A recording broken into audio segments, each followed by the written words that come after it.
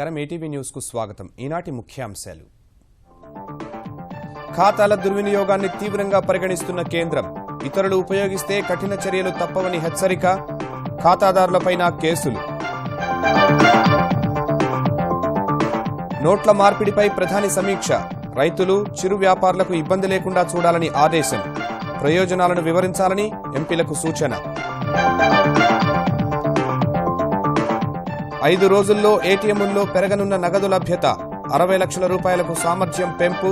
15 రోజుల్లో పరిస్థితి చక్కదిద్దేందుకు ఆర్బీఐ కృషి. వరుసగా రెండో రోజు స్తంభించిన ఉభయ సభలు. ప్రధాని సమాధానం కోసం కాంగ్రెస్ పట్టు. ఆజాద్ క్షమాపణకు అధికార పక్షం డిమాండ్. నోట్ల సమస్యపై ఆంధ్రప్రదేశ్ దృష్టి. ఆన్లైన్ లావాదేవీల రుసుం రద్దుకు వినతి. రాయితీపై పాస్ యంత్రాలు ఇవ్వాలని కేంద్రానికి చంద్రబాబు లేఖ. నోట్ల రద్దు సమస్యలపై హస్తినకు కేసీఆర్. రేపు ప్రధాని నరేంద్ర మోదీతో సమావేశం. తెలంగాణపై పడుతున్న ప్రభావాన్ని వివరించనున్న సీఎం. విశాఖ టెస్టుపై బిగుస్తున్న భారత్ పట్టు. తొలి ఇన్నింగ్స్లో 455 పరుగులు చేసిన కోహ్లీ సేన 103 పరుగులకే 5 వికెట్లు కోల్పోయి ఇంగ్లాండ్ ఎదురీత.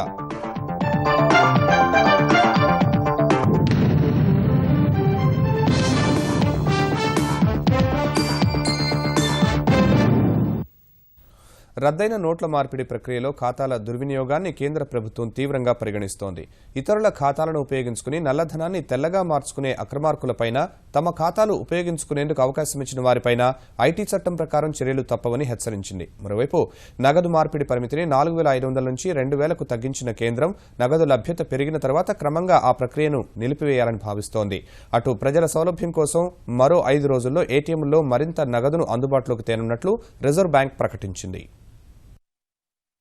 పెద్ద నోట్ల రద్దు ద్వారా నల్లధనంపై ప్రధాని మోదీ ప్రకటించిన యుద్ధాన్ని కొంతమంది అక్రమార్కులు తమకు అనుకూలంగా మార్చుకుంటున్న వేళ కేంద్రం కఠిన చర్యలు తీసుకునేందుకు సిద్ధమైంది. కొందరు పేదలకు చెందిన ఖాతాల ద్వారా తమ నల్లధనాన్ని కొందరు తెల్లధనంగా మార్చుకునేందుకు ప్రయత్నిస్తున్నారని గుర్తించిన కేంద్ర ఆర్థిక శాఖ అలాంటి నల్ల కుబేరులపై ఆదాయపు పన్ను చట్టం కింద చర్యలు తీసుకుంటామని ప్రకటించింది. అక్రమార్కులు ఇచ్చే డబ్బుకు ఆశపడి తమ ఖాతాలను వినియోగించుకునే అవకాశమిచ్చిన వారిపైన కేసులు పెడతామని హెచ్చరించింది. తమ ఖాతాలు దుర్వినియోగం కాకుండా చూసుకోవాలని జనధన్ ఖాతాదారులు, గృహిణులు, కళాకారులు జాగ్రత్త పడాలని ఆర్థిక శాఖ హెచ్చరించింది.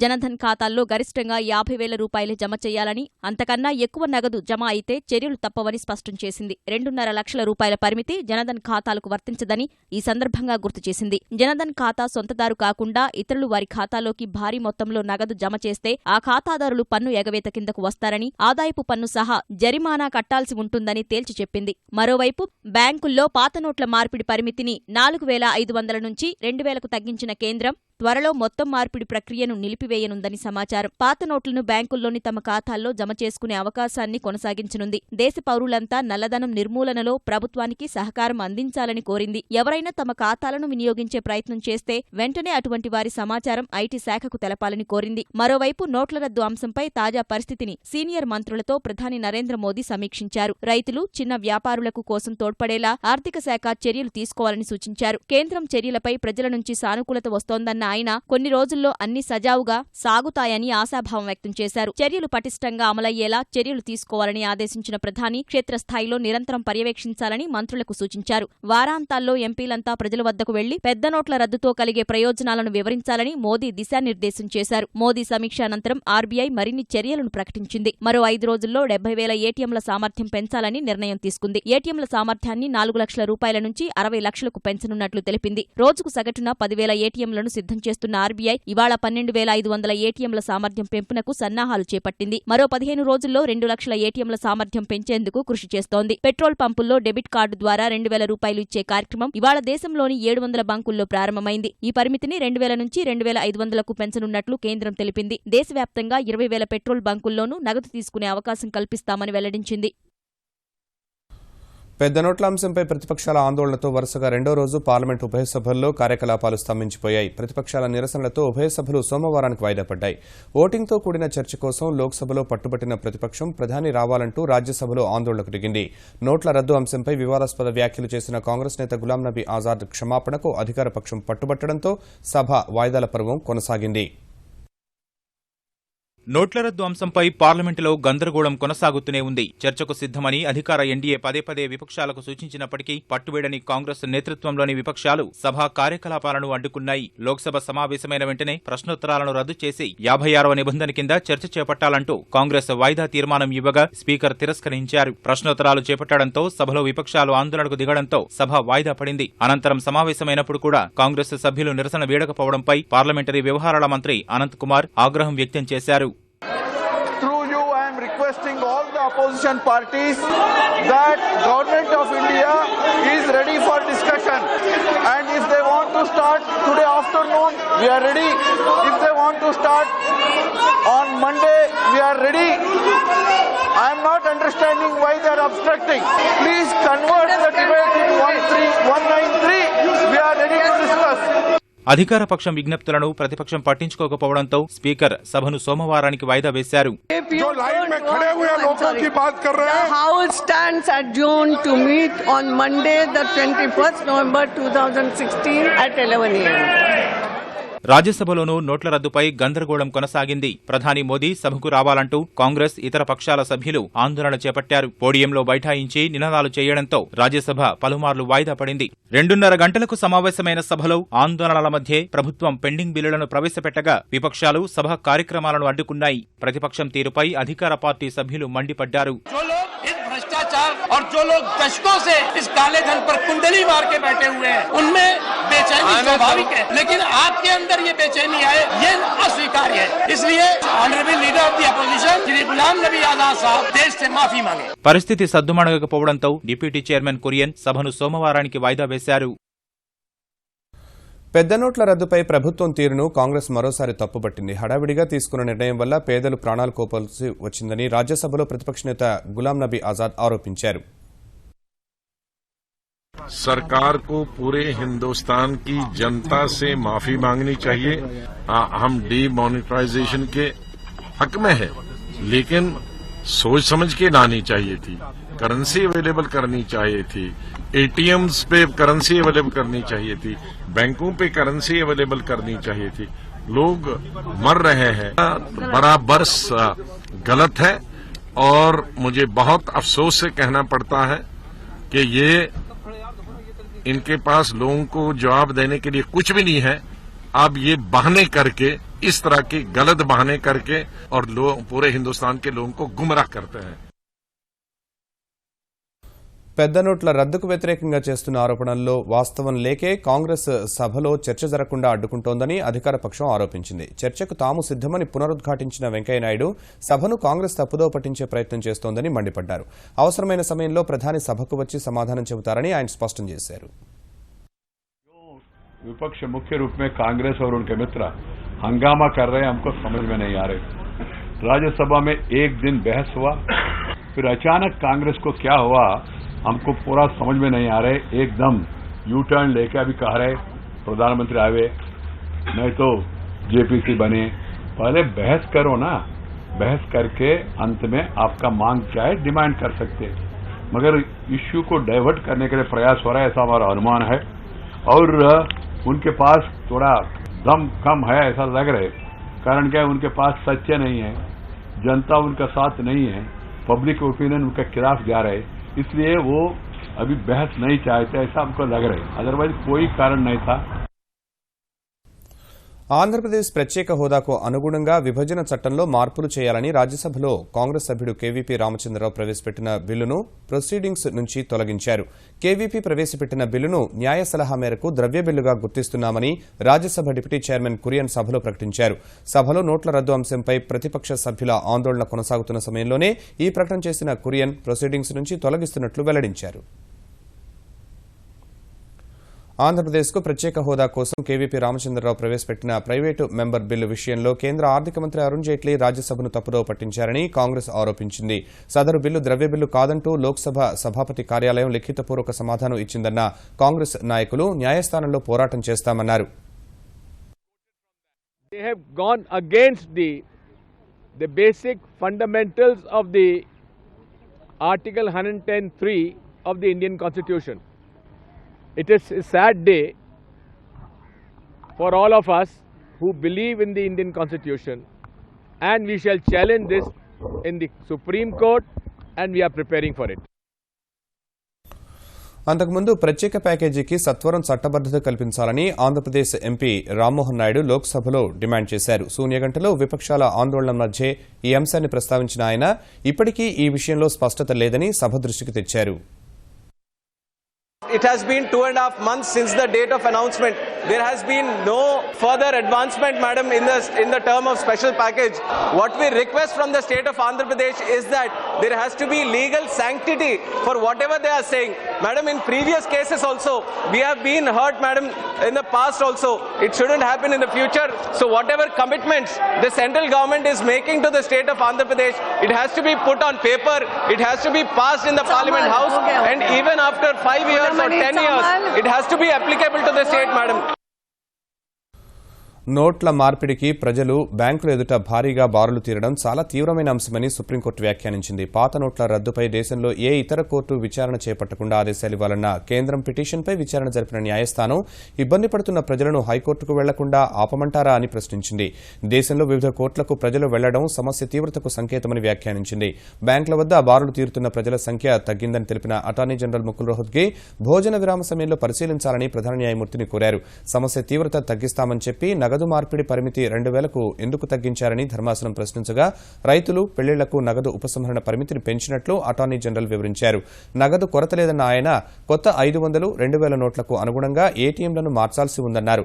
హైకోర్టుల్లో కేసులు విచారణ నిలిపివేతపై కోర్టు అభ్యంతరాలు వ్యక్తం చేసిన నేపథ్యంలో అన్ని కేసులను సుప్రీంకు బదిలీ చేసేలా పిటిషన్ దాఖలు చేస్తామని రోహత్గి తెలిపారు. వాదనలు విన్న న్యాయస్థానం ఈ నెల 25కు విచారణ వాయిదా వేసింది.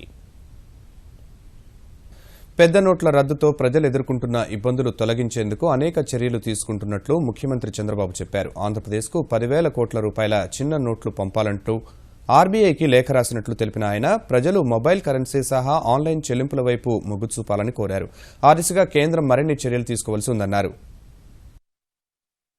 పెద్ద నోట్ల రద్దు నిర్ణయంతో దీర్ఘకాలంలో ఎన్నో ప్రయోజనాలు ఉన్నప్పటికీ ప్రస్తుతం ప్రజలు తీవ్ర ఇబ్బందులు ఎదుర్కొంటున్నారని చంద్రబాబు అన్నారు. భారంగా ఆ సమస్యకు సంబంధించి నిరంతరం సమీక్షలు చేస్తున్నామన్న ముఖ్యమంత్రి రాష్ట్ర ప్రభుత్వ పరంగా ఎన్నో నిర్ణయాలు తీసుకున్నామన్నారు. ఇంకా అనేక సమస్యలకు పరిష్కారం కోరుతూ కేంద్రంతో పాటు ఆర్బీఐకి లేఖ రాస్తున్నట్లు తెలిపారు. మన దగ్గరుండే కరెన్సీ మొత్తం టెంపుల్స్ లో ఉండేది ఇంకోటి అన్ని కూడా తీసుకొని ఎప్పటికప్పుడు రొటేషన్ లో పెడుతున్నాం. మరిగా ప్రజలందరినీ కూడా విజ్ఞప్తి చేస్తున్నాం. మీరు కూడా మీ దగ్గరకు వచ్చిన కరెన్సీ ఇంట్లో పెట్టుకోకుండా మళ్ళా రొటేషన్ పంపించండి. గవర్నమెంట్ ఆఫ్ ఇండియా కూడా చాలాసార్లు లెటర్స్ అన్ని కూడా రాయడం, ఈరోజు మళ్ళీ ఒక లెటర్ రాస్తున్నాను. ఈ లెటర్లో ముఖ్యంగా 3 పాయింట్లు తీసుకున్నాను. ఇమ్మీడియట్గా ఒక 10,000 కోట్ల రూపాయలు ఆంధ్రప్రదేశ్కి స్మాలర్ డినామినేషన్స్ అన్ని ఇమ్మని చెప్పి ఒకటి, కొంత 500 రూపాయలు కూడా న్యూ నోట్స్ ఇంకా రాలేదు, అవి కూడా ఇమ్మని చెప్పి రిక్వెస్ట్ చేస్తున్నాం. ప్రజలు ఆన్లైన్ చెల్లింపుల వైపు మళ్లడం ద్వారా సమస్యకు పరిష్కారం లభిస్తుందని పేర్కొన్న చంద్రబాబు ఆన్లైన్ సేవలపై రుసుం పూర్తిగా తొలగించాలని కేంద్రానికి సూచించారు. ఈ రోజు ఎప్పుడైతే ఫిజికల్ కరెన్సీ లేనప్పుడు మన బ్యాంక్ అకౌంట్ నుంచి నేరుగా ఆపరేట్ చేసుకోవడానికి credit, debit or rupee cards ఉండాలి. దానికి మళ్ళీ ప్రతి ఒక్క షాప్లో ప్రతి ఒక్క టచ్ పాయింట్లో మళ్ళీ మనకు ఈ యొక్క పాస్ మెషిన్ ఉండాలి. 80% సబ్సిడీతో గవర్నమెంట్ ఆఫ్ ఇండియా పెద్ద ఎత్తున పాస్ మెషిన్స్కి వెళ్ళాలి. ట్రాన్సాక్షన్స్ అన్ని ఆన్లైన్లో వచ్చే పరిస్థితి రావాలి. ప్రజల్లో అలవాటు కావాలి. ఇక్కడ ఎక్విప్మెంట్ అవసరం లేదు, కానీ కావాల్సింది ట్రైనింగ్ ఉంటే, మీ స్మార్ట్ ఫోన్ ఉంటే, అవతల స్మార్ట్ ఫోన్ ఉంటే ఏ ట్రాన్సాక్షన్ ఈజీగా అవుతుంది. పెద్ద ఎత్తున ప్రమోట్ చేయాల్సిన అవసరం ఉంది. అదే సమయంలో చాలా మందికి అనుమానాలు ఉన్నాయి, సెక్యూరిటీ ప్రాబ్లమ్స్. దానికోసం నేను ఏమన్నానంటే ఫింగర్ ప్రింట్ కూడా తెమ్మన్నా, బయోమెట్రిక్స్ తెమ్మంటున్నా.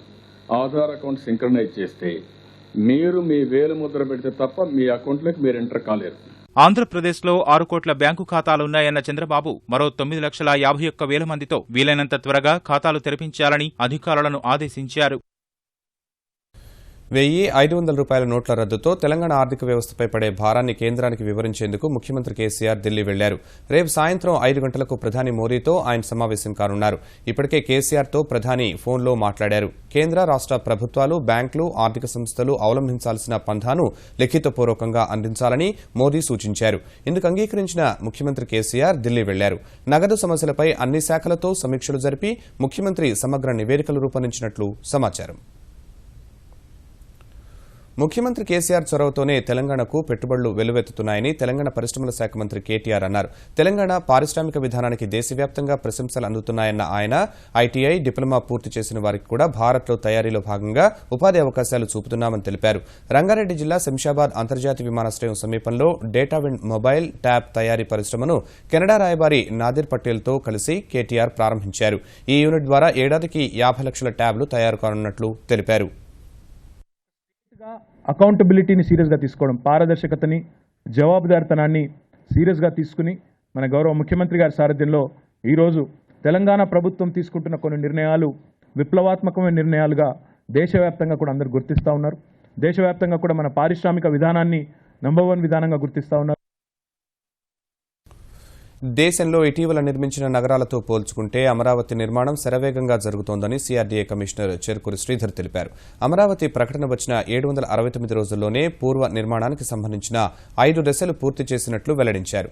తొలి దశ నిర్మాణానికి అవసరమైన 20,000 కోట్ల రూపాయల్లో దాదాపు 70% సంబంధించి హామీలు లభించాయన్నారు. రాజధాని గ్రామాలను కదిలించే ప్రసక్తే లేదన్న శ్రీధర్ మరో 14,000 ఎకరాల భూ సమీకరణ మిగిలిందన్నారు. ఇవాళ సిఆర్డీఏకి సంబంధించి 12 అంశాలతో కూడిన డాష్ బోర్డును ఆయన ప్రారంభించారు.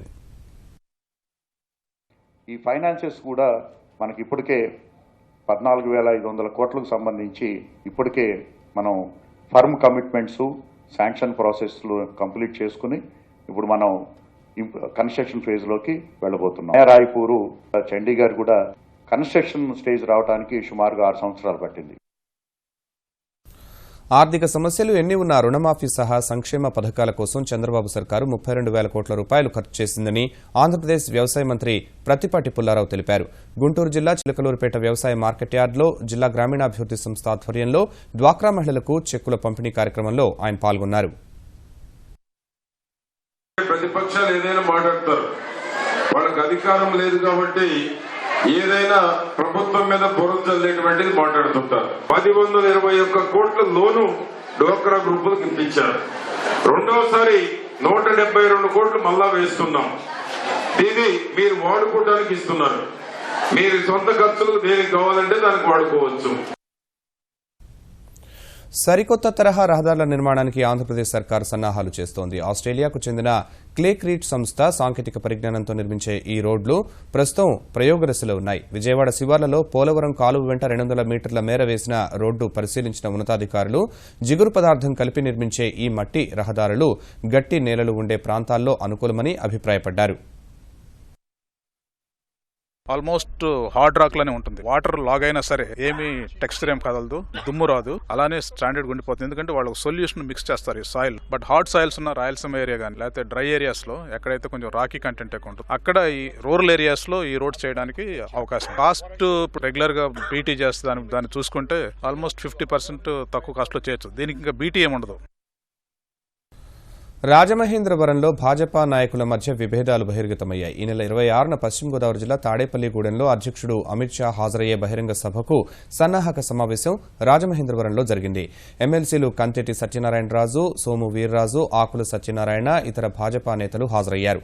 పార్టీ బలోపేతానికి సంబంధించిన విషయాలు తనకు చెప్పడం లేదని ఎమ్మెల్యే ఆకుల సత్యనారాయణ అసహనం వ్యక్తం చేశారు. వెంటనే ఎమ్మెల్సీ సోము వీర్రాజు కలుగజేసుకోవడంతో ఇరు వర్గాల మధ్య వాగ్వాదం జరిగింది. ఒకరికొకరు నెట్టుకున్నారు. నిరసనగా ఎమ్మెల్యే ఆకుల సమావేశం నుంచి వెళ్లిపోయారు.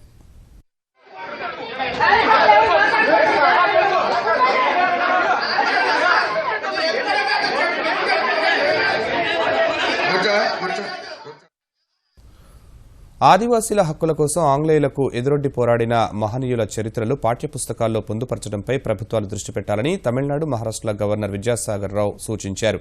హైదరాబాద్ రాజేంద్రనగర్లో ఎన్ఐఆర్డీపీఆర్లో భారత్లో పాలన, వనరులు, ఆదివాసీల జీవనోపాధులు అన్న అంశంపై సదస్సుకు హాజరైన ఆయన ఆదివాసీల అభ్యున్నతికి కేంద్ర, రాష్ట్ర ప్రభుత్వాలు అనేక పథకాలను తీసుకొస్తున్నాయన్నారు. అటవీ, పోడు భూములు, ఖనిజ సంపద, వ్యవసాయం, పంట ఉత్పత్తులు, వాటి అమ్మకాల్లో చట్టాలను కఠినంగా అమలు చేయాల్సి ఉందన్నారు.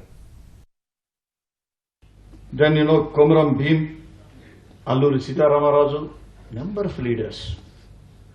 We have to document, we have to write their histories, and we must demand the state and the central government to include in the syllabus for the students. Without history, we lose spirit to implement all these things. పాత నోట్లు మారుస్తామంటూ హైదరాబాద్లో మోసగాళ్లు రెచ్చిపోతున్నారు. 50 లక్షలు దోపిడీ చేసిన కేసును పోలీసులు ఛేదించగా తాజాగా 3 లక్షలతో పరారైన మోసగాళ్లను అరెస్ట్ చేశారు. ఎర్రగడ్డ ఏజీ కాలనీకి చెందిన 2 వ్యక్తుల వద్ద 3 లక్షల రూపాయల పాత నోట్లున్నట్లు గుర్తించిన దుండగులు బ్యాంకులో క్యాషియర్లమని నమ్మబలికి డబ్బుతో సహా ఉడాయించారు. బాధితుల ఫిర్యాదు మేరకు రంగంలోకి దిగిన పోలీసులు సీసీ కెమెరాల ఆధారంగా నిందితులను అరెస్ట్ చేశారు. 50 మంది పౌరులకు నా యొక్క విజ్ఞప్తి, అపరిచిత వ్యక్తులకు కానీ ఫ్రెండ్స్ కానీ తొందరపడి ఎవరిని నమ్మకండి. దయచేసి 2.5 లక్షల వరకు ఎటువంటి ట్యాక్స్ అనేది పడదు. మహిళలు అయితేనేమో పురాప కారణాల కోసం మేము సేవ్ చేసుకున్నామని చెప్పేసి, చిల్డ్రన్స్ అయితేనేమో గిఫ్ట్ ఐటమ్స్ చిల్డ్రన్స్ తరఫున వచ్చాయి చిల్డ్రన్స్ అని చెప్పేసి ఆ క్యాష్ డిపాజిట్ ఫామ్ మీద మహిళలు రాయొచ్చు. దేశ వేగవంతమైన అభివృద్ధిలో కీలక పాత్ర పోషించే రైల్వే సృజనాత్మకతను మరింత విస్తారంగా ఉపయోగించాల్సిన అవసరం ఉందని ప్రధాని మోదీ అన్నారు. హర్యానాలోని సూరజ్కుండ్లో జరుగుతున్న రైల్వే అభివృద్ది శిబిరాన్ని ఉద్దేశించి వీడియో కాన్ఫరెన్స్ ద్వారా ప్రసంగించిన ప్రధాని సమష్టితత్వం ద్వారానే మంచి ఫలితాలు వస్తాయన్నారు. ఆర్థికంగా రైల్వేలను మరింత బలోపేతం చేయాల్సిన అవసరం ఉందని అభిప్రాయపడ్డారు. తన చిన్నతనం చాలా బాగా రైల్వేలతోనే ముడిపడి ఉందన్న ప్రధాని ఈ రంగాన్ని సమూలంగా మార్చాలని భావిస్తున్నట్లు తెలిపారు. भारत ने बात समझनी होगी कि रेल ये भारत के लिए गति और प्रगति की एक बहुत बड़ी व्यवस्था है. देश को अगर गति चाहिए तो भी रेल से मिलेगी, देश को प्रगति चाहिए तो भी रेल से मिलेगी. ये शताब्दी पूरी तरह टेक्नोलॉजी के प्रभाव की शताब्दी है. विश्व में बहुत प्रयोग हुए हैं, प्रयास हुए हैं, इनोवेशंस हुए हैं. गैंगमैन होगा वो अपना काम अच्छे से करता होगा, जो स्टेशन मास्टर है वो अपना काम अच्छा करता होगा, जो रीजनल मैनेजर होगा वो अच्छा काम करता होगा. लेकिन तीनों अगर टुकड़ों में अच्छा करते होंगे तो कभी परिणाम आने वाला नहीं. భారత్కు చెందిన జలాంతర్గామి అక్రమంగా తమ జలాల్లోకి ప్రవేశించేందుకు చేసిన ప్రయత్నాన్ని అడ్డుకున్నామంటూ పాకిస్తాన్ చేసిన ప్రకటనను నావికాదళం తీవ్రంగా ఖండించింది. అసత్యాలు ప్రచారం చేయడం పాకిస్తాన్కు పరిపాటిగా మారిందని వ్యాఖ్యానించింది. పాక్ చెబుతున్న చోట సముద్ర అంతర్భాగంలో భారత నేవీ ఏ విధమైన కార్యకలాపాలు చేపట్టడం లేదని స్పష్టం చేసింది. ఇకనైనా తప్పుడు ప్రచారాలు మానుకోవాలని దాయాదికి హితవు పలికింది. 58 రోజులుగా చెన్నై అపోలో ఆసుపత్రిలో చికిత్స పొందుతున్న తమిళనాడు ముఖ్యమంత్రి జయలలిత ఆరోగ్యం పూర్తిగా కుదుటపడిందని అపోలో ఆసుపత్రుల చైర్మన్ ప్రతాప్ సి రెడ్డి వెల్లడించారు. ఆమె ఆరోగ్యాన్ని తీవ్రంగా ప్రభావితం చేసిన ఊపిరితిత్తుల ఇన్ఫెక్షన్ పూర్తిగా తగ్గిందని తెలిపారు. ప్రస్తుతం ఆమె వెంటిలేటర్ లేకుండా ఊపిరి తీసుకోగలుగుతున్నారని వివరించారు. Confidently saying that whatever efforts that have gone in and whatever prayers that have gone in and the great teams that worked around the clock have brought her out of that serious problem and she's doing well. Recovered completely from that. Mental functions are fine. She can go anytime she wants. She will want to. అమెరికాలో వడ్డీ రేట్లు పెంచుతారనే ఆందోళన మధ్య విదేశీ మదుపర్లు పెట్టుబడులను ఉపసంహరిస్తున్న వేళ stock మార్కెట్లు నష్టాల్లోనే కొనసాగుతున్నాయి. సెన్సెక్స్ మరో 77 పాయింట్లు నష్టపోయింది. ఈ ఉదయం 26,270 వద్ద ప్రారంభమైన సూచీ ఆద్యంతం తీవ్ర ఒడిదుడుకులకు లోనైంది. అమ్మకాల ఒత్తిడితో ఒక దశలో 26,107 పాయింట్ల కనిష్ట స్థాయికి తగ్గిన సూచీ తగ్గిన రేట్ల వద్ద కొనుగోళ్లు పెరిగి 26,349 పాయింట్ల గరిష్ట స్థాయికి పెరిగింది. చివరకు 26,150 వద్ద స్థిరపడింది. జాతీయ స్టాక్ ఎక్స్చేంజ్ సూచీ నిఫ్టీ 6 పాయింట్లు కోల్పోయి 8,074 వద్ద ముగిసింది. విశాఖలో జరుగుతున్న రెండో టెస్టుపై క్రమంగా భారత్ పట్టు బిగుస్తోంది. తొలి రోజు బ్యాట్తో ఆధిపత్యాన్ని చాటుకున్న కోహ్లీ సేన రెండో రోజు బౌలింగ్తో బ్రిటిష్ టాప్ ఆర్డర్ వెన్నువిరిచింది. భారత్ తొలి ఇన్నింగ్స్లో 455 పరుగులు చేయగా 5 కీలక వికెట్లు కోల్పోయిన ఇంగ్లాండ్ ఇంకా 352 పరుగులు వెనుకబడి ఉంది. 4 వికెట్ల నష్టానికి 317 పరుగులతో రెండో రోజు ఇన్నింగ్స్ కొనసాగించిన భారత్ జట్టు 167 పరుగులు చేసిన కోహ్లీ వికెట్ను కోల్పోయింది. తర్వాత వచ్చిన సాహా 3, జడేజా డకౌట్ అయినప్పటికీ తొలి టెస్టు ఆడుతున్న జయంత్ యాదవ్తో కలిసి స్కోర్ను అశ్విన్ 400 పరుగులు దాటించాడు. 58 పరుగులు చేసిన అశ్విన్ వెనుదిరిగిన కాసేపటి తర్వాత భారత్ తొలి ఇన్నింగ్స్లో 455 పరుగులకు ఆలౌట్ అయింది. తర్వాత బ్యాటింగ్ ప్రారంభించిన ఇంగ్లాండ్ను భారత బౌలర్లు బెంబేలెత్తించారు. 2 పరుగులే చేసి కుక్, షమీ బౌలింగ్లో క్లీన్ బౌల్డ్ కాగా జయంత్ విసిరిన అద్భుత బంతికి హమీద్ రన్అట్ అయ్యాడు. జోరూట్ను అశ్విన్, మొయిన్ అలీని జయంత్ యాదవ్ వెనక్కి పంపారు. 5 పరుగులు చేసి డకౌట్ను అశ్విన్ అవుట్ చేశాడు. రెండో రోజు ఆట ముగిసేసరికి ఇంగ్లాండ్ 103 పరుగులకు 5 వికెట్లు కోల్పోయింది. బెయిర్స్టో, స్టోక్స్ చెరో 12 పరుగులతో క్రీజ్లో ఉన్నారు. ఈటీవీ న్యూస్ సమాప్తం. నమస్కారం.